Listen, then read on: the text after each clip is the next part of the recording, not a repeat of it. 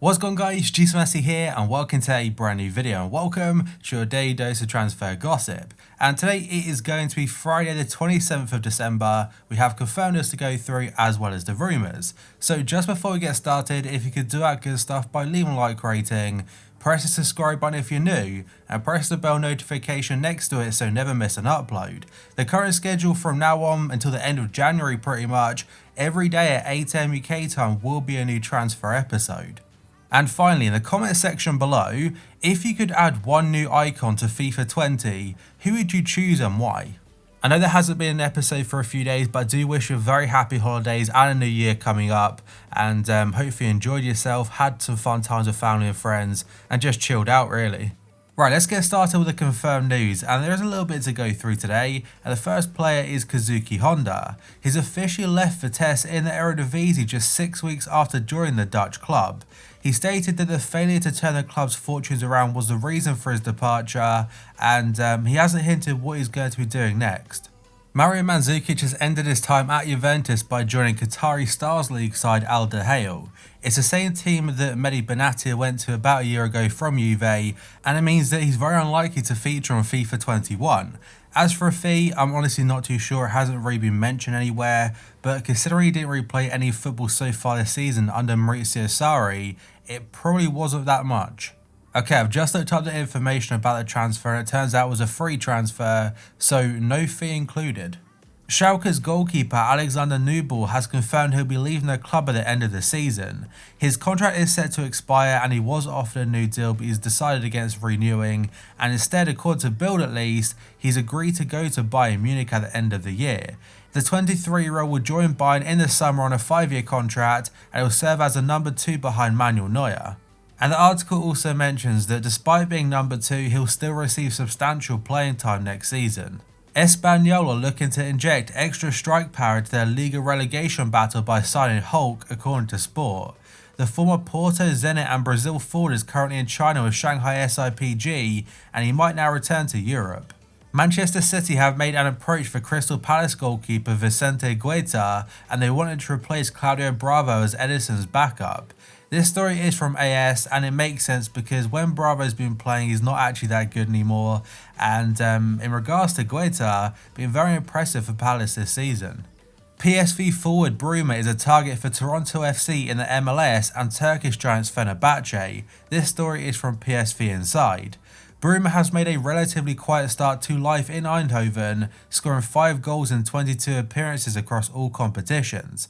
He did cost them a decent fee in the summer, and they do still have hopes he'll come good in the Eredivisie, but they have still got the backup option there of selling him to Toronto or even Fenerbahce like I mentioned. Sky Sports are saying Championship club West Brom have rejected a £3.5 million bid from Saudi Arabian side Al Ittihad, that's for 28-year-old Egyptian defender Ahmed Hegazi. And looking at the Championship table, I'd be very surprised if West Brom want to sell any players or any key players in particular, because they're sat in first place hoping to get promoted back to the Premier League, and even Leeds, they're both sat in very good positions, a big gap between first, second and third. Riyad Mahrez appears to have accidentally revealed that Fernandinho will be leaving Manchester City at the end of the season. In a video, he was asked what player announced that this would be his final season at City, and his response was David Silva and Fernandinho. We obviously know about the Spaniard David Silva leaving at the end of the season, but Fernandinho, his future was up in the air, and Mahrez might have confirmed it. Real Madrid will call Martin Odegaard back to the Santiago Bernabeu at the end of the season, and this story is from Don Ballon. The Norwegian is currently on a season-long loan to Real Sociedad, but the Spanish side do have the option to extend that loan deal by a further year, but Los Blancos want to cut the deal early and bring him back in the summer and might even integrate him back into the team. And fair play to him because he's still so young but was getting a fair amount of stick for not making it the first time round, whereas realistically he joined at the age of 17, and they expect him to be like a world star straight away. But he had a couple of loan spells before last season as he was at Vitesse, and now most recently doing very well, as I said before, with Real Sociedad. And now moving on, according to AS, they say Athletic Bilbao centre-back Unai Nunez has emerged as a transfer target for West Ham. The Hammers are willing to meet the 22-year-old's €30 million buyout clause when the window reopens. They want to improve their defence because it has been a bit of a suspect area so far this season, and Núñez seems to be their main target. And now an interesting one from Leicester Mercury is that Wilfred Ndidi has been linked to a move to Arsenal. The Gunners will offer Leicester City £40 million plus Granit Xhaka for their defensive midfielder. And Xhaka has been linked to Hertha Berlin in the Bundesliga for a €45 million fee, but instead the German side are apparently turning their attention to Lucas Toussaint from Lyon. Sky Sports are saying that Arsenal have identified Bayer Leverkusen forward Kevin Volland as a January transfer target.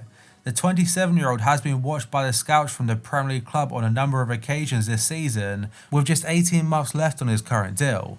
And they also mentioned that if he doesn't show any signs of wanting to extend his stay at the club, they would be open to offers.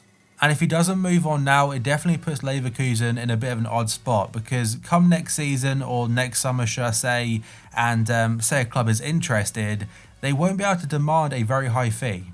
An Arsenal player linked to a move away now is going to be Sead Kolasinac, and according to Sky Sports, he's now a transfer target for both Napoli and Roma in Italy.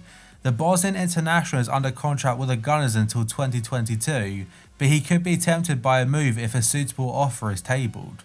L'Equipe have got an article saying that Napoli had a €70 million bid for Lille attacking midfielder Jonathan Ikone rejected last summer. It's all it says, and a lot of people in the comments replying to this story, they're like, really, €70 million? I'm not sure I believe that. It does seem like an extremely high price, and honestly not too sure how much truth there is in that story, but L'Equipe a lot of the time seems to be fairly reliable. TF1 are saying Lyon had convinced Everton left-back Lucas Digne about a move next month, but the arrival of Carlo Ancelotti appears to have changed things, and instead he's looking to stay at Goodison Park. And the same outlet is saying that Thomas Lemar is also open to the challenge of going out on loan to Lyon. It hasn't been a very successful spell with him at Atletico Madrid after a massive money move from Monaco last year, but apparently if a deal is to go ahead, Atletico have got to drop their insistence of including an obligation to buy in any deal, and apparently the obligation to buy is set at €72 million. Obviously Atletico are trying to not lose out on much money at all, but €72 million for a player is definitely underperforming. I can't see it going ahead whatsoever. And next up, Calcio Mercato are saying Roma defender Juan Jesus is expected to leave the club in January. The 28-year-old has fallen down the pecking order since Chris Smalling's arrival at the Stadio Olimpico on loan from Manchester United. Bologna have been touted as Jesus' most likely destination, and that's when the transfer market reopens. And the main reason I've included this, by the way, is because if you have his Europa League live item, that might actually drop a lot in price if he makes the switch. Paris Saint-Germain are eager to sign Lucas Paqueta from AC Milan, according to Sky Italia. He only joined Milan this time last year in January 2019, but he's played a very limited role so far this season. PSG sporting director Leonardo, who I believe was the man that brought him to Milan in the first place, he wants to reunite with the player. He wants to take him to the French capital, but Milan will only accept an offer if they match the fee they paid for him initially to Flamengo, which was €35 million. And now we have another story about Erling Haaland, a player which will be very much in demand this January, and whether he makes a move now or waits until the summer, we'll have to wait and see how it pans out. But Sky Sports are saying Manchester United are said to offer the striker £200,000 a week. That's to ensure they win the race to sign the Norwegian striker.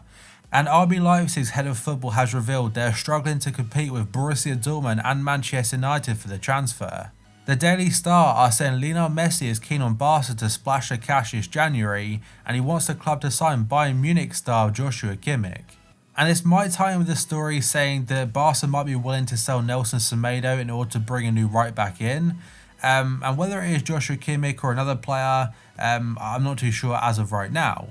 And next up, moving on, according to Le Temps Sport, they are saying Arsenal are interested in signing Lyon striker Moussa Dembele. With Lacazette and Aubameyang both being linked to moves away from the Emirates Stadium, the Gunners are eager to sign another attacking reinforcement. Arsenal could launch a bid in January, and that's for a player that so far this season has scored 10 league goals in 18 matches. A very short one from AS is that Manchester United have submitted a £20 million bid for Christian Eriksen, And he's a player that his contract is set to expire in the summer, so in 6 months' time. And if Spurs do want to get any kind of cash for him, they've got to sell him now.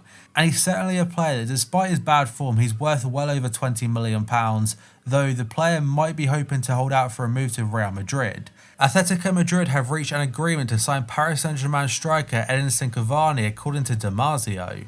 The Uruguayan will be out of contract next summer, and he'll not be signing an extension with the French champions.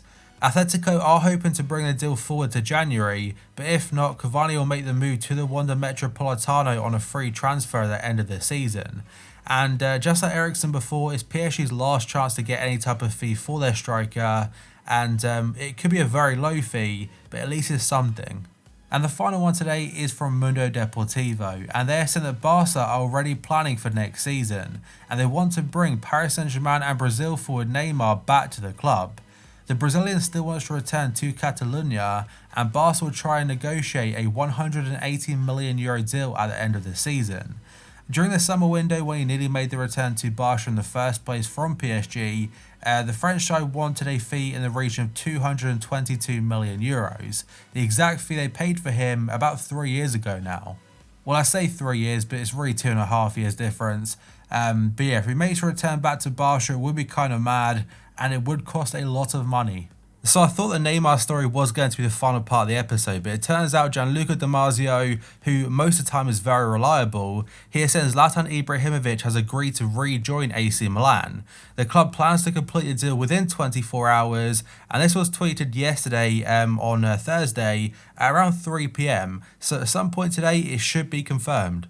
It's been a very tough season for AC Milan because they're sat in 11th position right now in the Serie A, and in 17 matches only managed to score 16 goals. But they will be hoping that the return of Zlatan will be a turning point for the club because he's still got bags of experience and he knows how to score a lot of goals. But that, guys, is going to be it for this video. So if you could do that good stuff by leaving a like rating, press the subscribe button if you're new, and press the bell notification next to it so you never miss an upload. My previous episode will be down below in the description box, and the current schedule after Boxing Day, so after tomorrow, every day at 8 AM UK time will be a new episode. So thank you for watching this video, I'll see you next time.